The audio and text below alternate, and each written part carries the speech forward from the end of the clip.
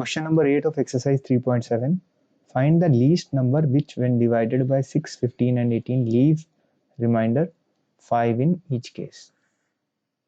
यानी हमें कोई ऐसा नंबर निकालना है जो कि ऐसा सबसे छोटा नंबर निकालना है जो कि 6, 15 एंड 18 से फुल्ली डिवाइड हो जाए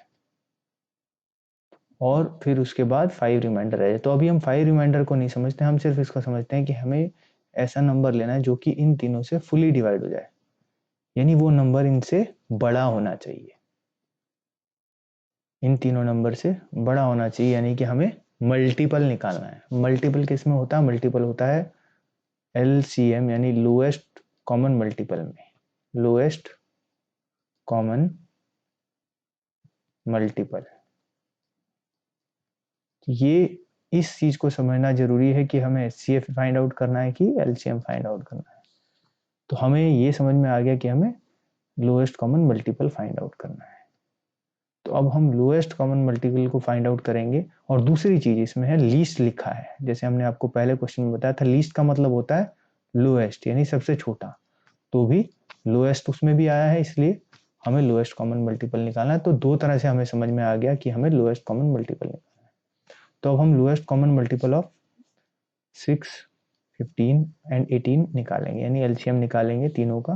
2 से डिवाइड करेंगे सबसे पहले, क्योंकि 2 सबसे छोटा प्राइम नंबर है। तो 2 3 जा 15 डिवाइड नहीं होता, 15 ऐसे आएगा और 2 9 जा 18 हो जाएगा। अब ये इनमें से कोई भी डिजिट 2 से डिवाइड नहीं होती है, तो हम 3 से डिवाइड करेंगे। 3 1 जा 3 5 जा एंड 3 3 जा 9। अब दोबारा 3 से डिवाइड करेंगे, 1 तो एज इट इज रहेगा, 5 एज इट इज रहेगा, 5 डिवाइड नहीं होता 3 से, 3 1 जा 3 हो जाएगा। अब 5 से करेंगे, 5 1 तो ऐसे ही रहेगा, 5 1 जा 5 हो जाएगा और 1 हो जाएगा। तो इसका मतलब ये सब 1 हो गए पूरे। तो अब हमारे ये फैक्टर्स आ गए LCM के लिए। तो LCM हो गया 2 इंटू 3 इंटू 3 इंटू 5, यानी 2 3 जा 6, 6 3 जा 18 एंड 18 5 जा 90। तो हमारा LCM आया 90, यानी कि ऐसा नंबर जो 6, 15 और 18 से डिवाइड हो जाए, ऐसा सबसे छोटा नंबर है 90। तो अब अगर कोई नंबर है जिसको हम इन तीनों से डिवाइड करें तो 5 रिमाइंडर रह जाता है, तो इसका मतलब है the number will be 90 plus 5, क्योंकि अगर हम, तो ये हो गया 95। इसका मतलब है कि जब भी कभी कोई 95 को हम 6, 15 या 18 से डिवाइड करेंगे तो उसको फुल डिवाइड करने के बाद में उसमें 5 रिमाइंडर बचेगा। अब हम इसको करके देख लेते हैं। 95 को अगर हम 6 से डिवाइड करें जस्ट टू चेक, तो 6 1 जा 6, 3 एंड 5, 6 5 जा 30, तो रिमाइंडर रह गया, इसमें रिमाइंडर रह गया 5। अब ऐसे ही हम दोबारा 95 को 15 से डिवाइड करें, 95 को 15 से डिवाइड किया तो 9 6 15 6 जा 90, तब भी रिमाइंडर 5 रह गया। और लास्ट है 18, तो हम 95 को अगर हम 18 से डिवाइड करें, 18 5 जा 90 और तब भी रिमाइंडर 5 रह गया, यानी ये आंसर हमारा सही है।